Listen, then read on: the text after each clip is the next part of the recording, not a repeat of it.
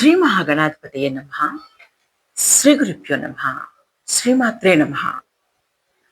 కామేశ జ్ఞాత సౌభాగ్యం మార్దవోరుద్వయాన్విత అనగా అర్థం ఏమిటి?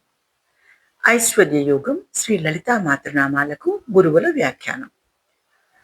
ఉరువులు అంటే తొడలు. అమ్మవారి ఉరువులు మృదువుగా కోమలంగా ఉన్నాయి. వాటి మార్దవం ఒక కామేశ్వరుడే తెలుసుకోగలడు. భర్తకు మాత్రమే తెలియటం అనేది పరమ పతివ్రత లక్షణం.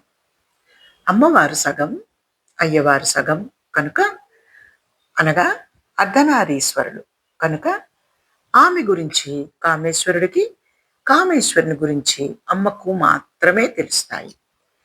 ఈ పవిత్ర సౌభాగ్య మార్దవాలైన తొడలపై త్రిమూర్తులను కూడా పసిపాపలుగా చేసి పడుకోబెట్టుకుని ఆడిస్తుంది అమ్మవారు. ప్రపంచ ప్రళయ కాలంలో శ్రీ మహావిష్ణువును పసిపాపగా చేసి తొడపై పడుకోబెట్టుకుని ఆడించినది అమ్మవారే అని స్వయంగా శ్రీహరి బ్రహ్మకు ఈశ్వరునికి చెబుతాడు. నమ శివాయ చ నమ శివాయ. బలం గురోర్ ప్రవర్తతాం.